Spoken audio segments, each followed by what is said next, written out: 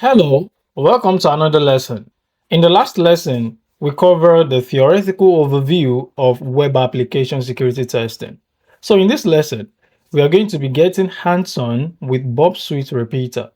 The repeater tool lets you manually modify HTTP requests, test parameter tampering, analyze responses, and find vulnerabilities through manual testing. We are going to practice on the PortSwigger's Web Security Academy labs, which is focusing on access control vulnerabilities. So let's dive in.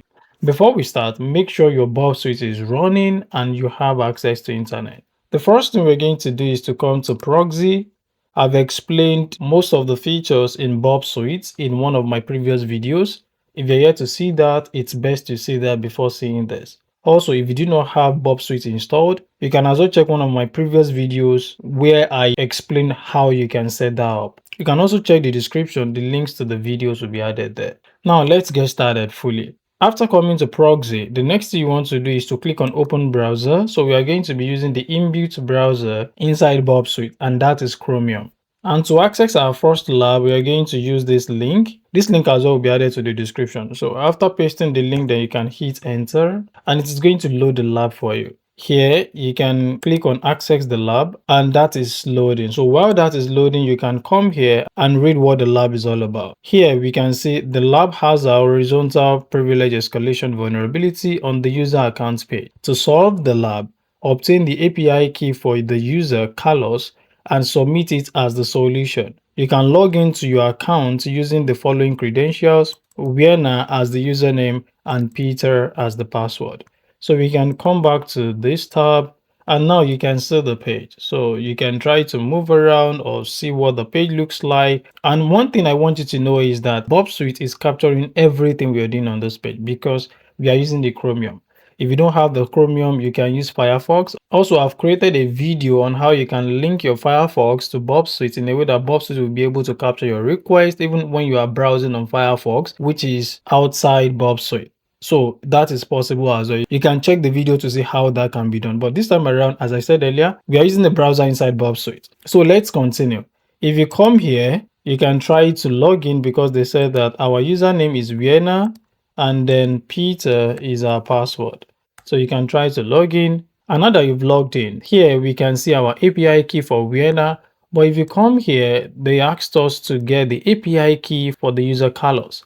That is what they asked us to get, which means that we do not have access to Carlos's accounts, but we're asked to get the API key. So how do we go about that? Don't forget that I said that Burp Suite is capturing everything we've been doing since. So we can come here and come to HTTP history. You can see everything we've been doing so far here. This is when we logged in. When you click on that of login, you can see that we have our username to be Vienna and password to be Peter. So we have everything captured.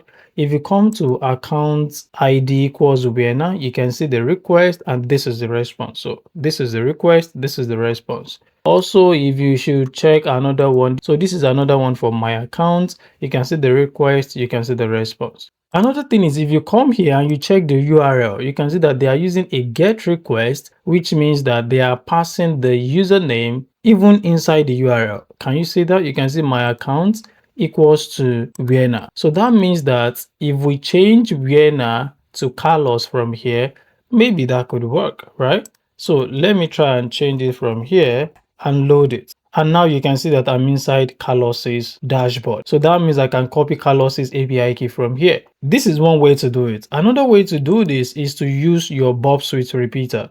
So since you've seen the request here, what you can do is to send this to repeater because we are learning about repeater here. So you can see that this has been highlighted. You can see the orange color there before it changed back to black. And here we can change our Vienna to Carlos. So let's try do that. So I can change this to Carlos and then click send. And the moment I hit send, you can see that I'm getting a 200 response. I've explained all of the status codes and their meanings in one of my previous videos. You can check that out as well. So you can see that we're getting a 200 response, which means that everything is okay. Our request went well. Everything is good, right?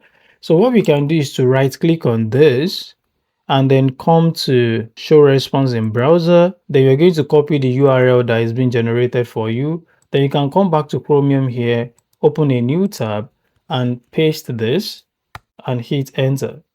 And now you can see that we are inside Carlos's account. Also, if you come here again, this is the previous one we did. You can see that we are inside Carlos's account. And if you come here again, you can see that we are inside Carlos's account. So this is the first one. This is the second one. That means that you can do it right from the URL, and you can also do it with the help of Burp Suite Repeater. So what we just need to do next is to copy the API key for Carlos and then come here and try to submit it. And let's see if we are correct. And you can see that our lab is solved. So that is how you can do horizontal privilege escalation. That is, you can move from one user account to another user account. But do not forget that these users are having the same privilege. Vertical privilege escalation is when you move from maybe a normal user to an admin account. That is vertical. But horizontal, that means you are moving from an account to another account, but those accounts are having the same privilege, or they are having the same access level. We can try one more demo. So we can try to close all of this and load the second demo. The link to this demo as well will be attached in the description. So you load that, and now we can see that here. The lab description says the lab has an admin panel at /admin, which identifies administrators using a forgeable cookie. Solve the lab by accessing the admin panel and using it to delete the user Carlos. You can log into your own account using the following credentials: username to be Vienna, Peter to be password. So we can try to log in again and access the lab. If you do not have PortSwigger's account, the first thing you need to do is to create the account, set up the account. It is free. Once you've set that up, you can access any lab on PortSwigger. Now you can see my account, so I can come here again and try to log in. Use Vienna here again and Peter here again. Do not forget that our Burp Suite is capturing everything. And now we can come back to our Burp Suite to see what it has captured. So you need to come back to proxy, and you can see login Vienna. So we can click on Vienna. So we see what that looks like again. This is the request and this is the response. You can see that we are having a 200 or OK response again. If you look at this request, you can see something from here. You can see admin equals false. So if you come here and you probably try to change this to /admin, because they told us that the application has a /admin, which means that it has an admin panel, and the dashboard is at /admin. So let's load /admin and see what happens. You can see that we are getting admin interface only available if logged in as an administrator. That means this is a serious thing, right? So we may not have access to it. So if you come back here using this particular request, can you see my account is equals to ID Vienna? We can try to change this, because if you look at the cookie section, you can see admin equals false. What if I change this to true, then I send the request again? So what I can do is to send it to my repeater, because my repeater will help me edit it. Then come to repeater and you can see the request here. So what I just need to do is to change this to true and send this. The moment I did that, you can see that I'm getting a 200 OK response, and that means that something is happening. So if I should copy this, I can come to show response in browser. So let me generate a link for it, then come here, create a new tab, then try to access this, hit enter. You can see that I'm back to my Vienna dashboard. So let me try and click admin panel, and you can see that it is still hindering me from accessing it. Now that this has given us an insight, because we already know that if we should change the false to true, it goes through. But when we are loading it, the value for the admin key is changing automatically right from the browser.